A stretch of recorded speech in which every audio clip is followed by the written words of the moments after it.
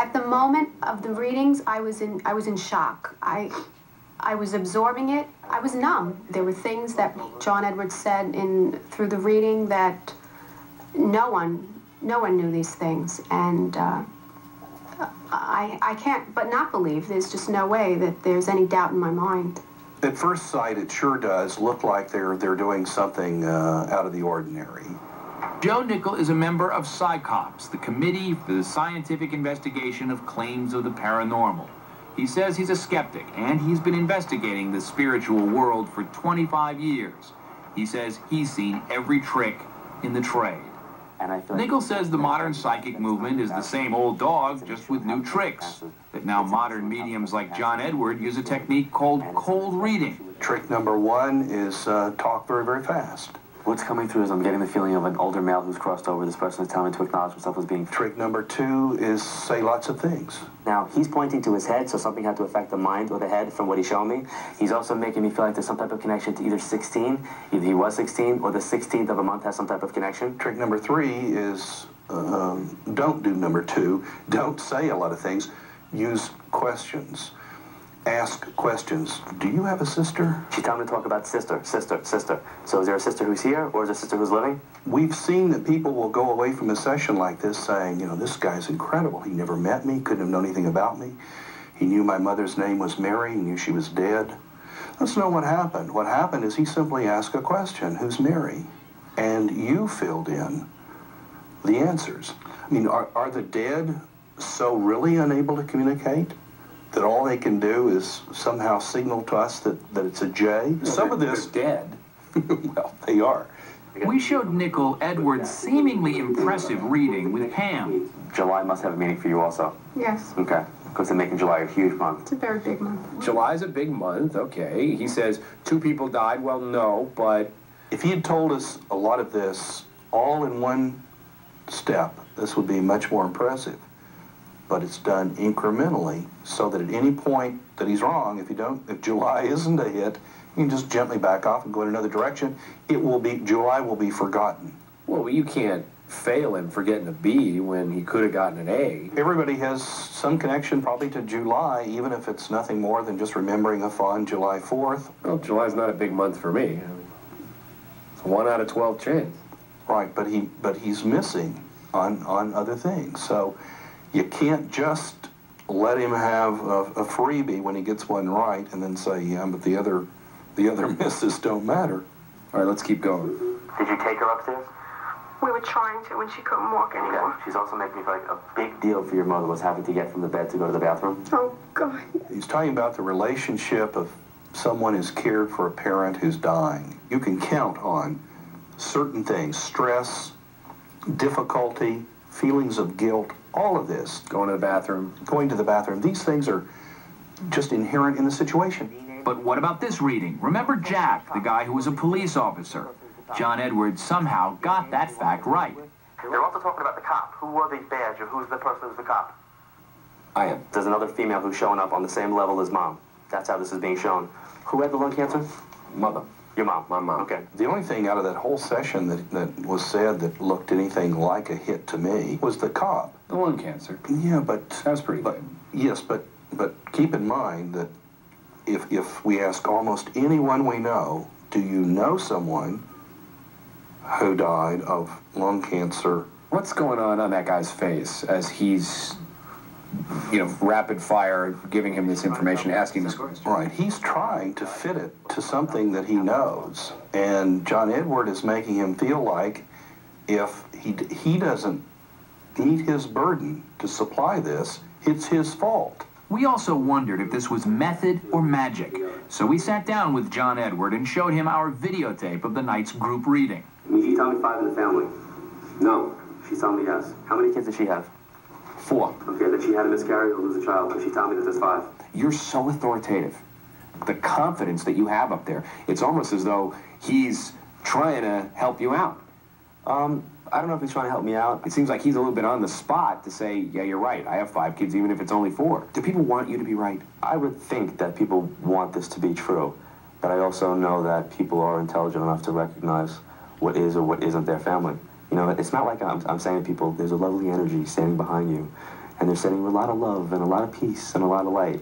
You know, it's like, I believe it's this, I feel like it's this, I think there's this connection. But during the 4 often tedious hours of this group reading, we saw many, many moments of non-connections, what looked like misses to us. Like this. When he passed, was there a parade that they acknowledged him? Or was there some type of banner that he would have been part of, or some type of connection that he would have been acknowledged with? No. And this... But your mom's not passed. No. This is a mother that they're telling me to acknowledge. Unless there's a mother-in-law who's passed. No. Younger male. And this... Or did a grandson have a child after she passed? No. I would hope if my grandmother contacted me that we wouldn't be playing some game of charades or 20 questions. I would hope that she would have something meaningful to say to me. Are you divorced twice? No. Okay, she's acknowledging that there have been 2. My feeling was to leave it with you, which would mean that there have been 2 major relationships that have separated. Someone could also look at that and say it's just a fishing expedition. Oh, there's no fishing. I'm very clear on the fact. I tell people all the time I am not 100%. I could totally misinterpret. And I don't want people coming to me thinking that they sit opposite me and boom, you know, it's like dial the dead. They're going to get who they want. They're going to say what they want to hear, and all. It doesn't happen like that at all. Let me just tell you what's coming through. Somebody's coming through and they're making me feel like someone else's actions caused how they crossed over, or something happened to them. That was my suspicion, yeah. And I had wanted to clarify that. Though Edward gets a key part of this wrong. Okay, is this female? No. Very sensitive energy. Very, very, it feels female to me. Who is this to you? Would I see this as being like a brother or a sister to you? It's not a sister, is that? Hello? My ex-husband. They suspected that he died of heart attack. He was only 42. And there was someone else in the room with him. And there was a lot of suspicious circumstances around it. So John Edward did hone in on a suspicious death. But what if we could have a snapshot of all the people John Edward said were clamoring to send a message to the living? What kind of people would we find they are? Well, they're not angry folks. They're not bitter about being taken too soon. We heard no stories of pain and suffering, no calls for revenge or settling of scores. These dead people are nice and maybe a little boring. But as we saw here, even a nice, boring word from the dead beats a whole sermon from anybody in this world. She's making me feel that you have developed spiritually, like you're opening up more and more to this. These seem to be the people that are coming through. They're congratulating you on the baby. And she's making me feel like there's something with real estate or investments that come up around you that you're going to be getting involved with. Still, something else happened that night in the group readings. A departed family member does seem to come through loud and clear. Hold on. They tell me to acknowledge Anthony. Are you waving like that's me?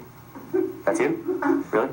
For, of all people, Dateline cameraman Tony Pagano, one of 2 cameramen shooting our story. John Edwards zeroes in on the fact that Tony's father has died. Did you not see Dad before he passed? Had you either been away or had been distant? Yeah, I was away. Okay, because he's making me feel like we need to move past this. Was he a Yankees fan? No, he'd die again if he heard that. And he's telling me to acknowledge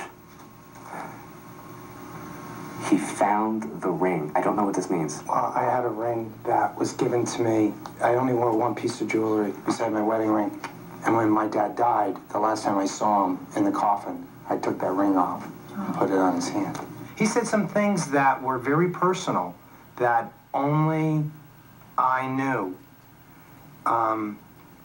And putting the ring on his finger, on my dad's finger when he died, was really something that I don't think anyone else saw. When you watch a lot of these readings, ring, photo, dog, these things come up over and over, and you're almost sure to get a hit. I mean, I have maybe a dozen memories involving a ring in some way. In fact, jewelry did come up several times during this group reading. You're also acknowledging the ring. Do you have Mom's ring? They're making me feel like I need to talk about the bracelet or the watch. There's a bracelet or watch connection that comes up with this. There was a lot of talk of special months. I want to talk to you, and I want to talk to you about either the 10, which either means that it's the October, the month of October, or the 10th of a month having some type of meaning. But she's telling me to definitely talk about April. She's showing me April. Whose birthday is this? Mine. And of course, how people die. Cancer and heart disease are the 2 major causes of death. We heard a lot about that. Connection, somebody passes from cancer, also there, because they're showing me cancer. Some type of congestion that comes up in the chest. So either somebody had congestive heart failure, pneumonia, or they could not breathe, because there's a problem that comes up in this area. And who passed from the breast cancer? But John Edward also came up with specific information. For these people, it seemed right on target. Is there anybody with a unique S name? Did anybody have, do you know what the disease of the skin is? like when they have like prickly skin, like psoriasis? Who is this? You have it? No, they used to tease me with my name sounds like psoriasis. It's Soraya. What they're trying to show me is that somebody's adopted or raised by people who are not their biological parents.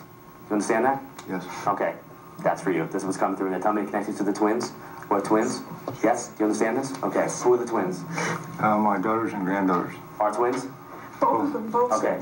And he was right about our cameraman Tony's father, Anthony. He had passed away.